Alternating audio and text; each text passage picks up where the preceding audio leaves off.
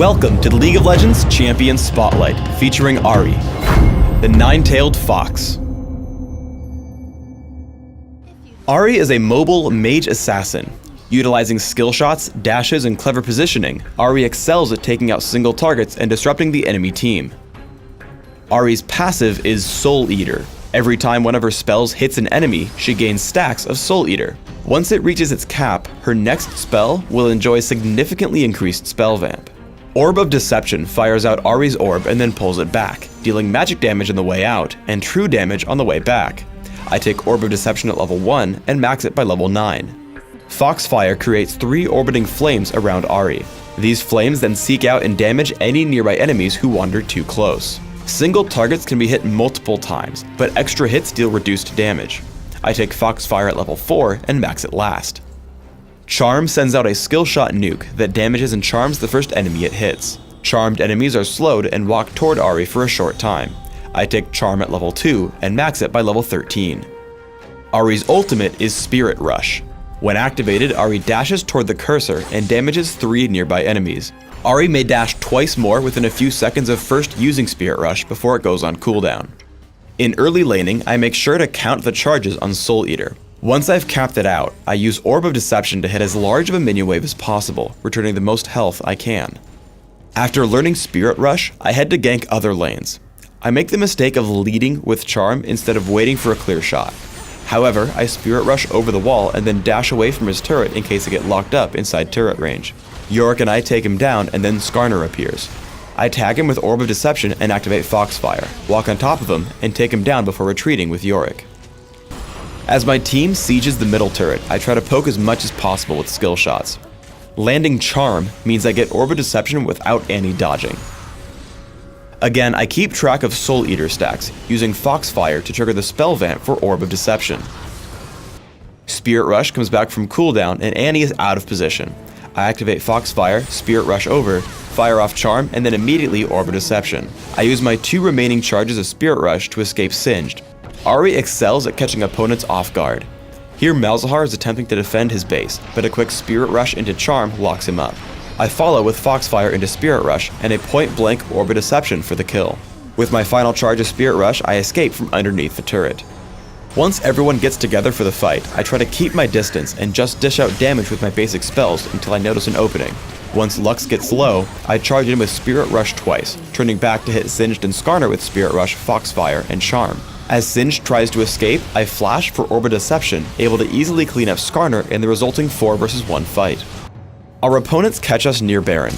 I open up on Skarner because I can't assassinate anyone with so many crowd control effects on the enemy team. We're able to kill him rather quickly as I use Spirit Rush not to dive onto enemy champions, but to damage the surrounding enemies, Skarner and Singed. Once Skarner falls, I look to take out squishier targets like Annie, landing Charm and Foxfire to pick up the kill.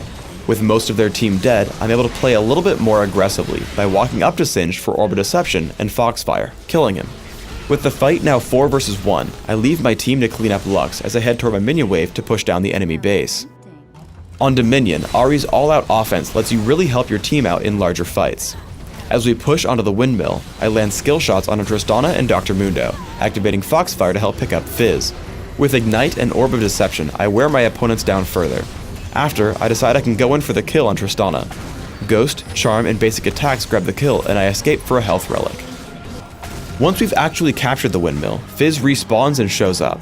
I know with my remaining health I can only attempt to interrupt his captures, but once Alistar comes in to help, I try to bait him over.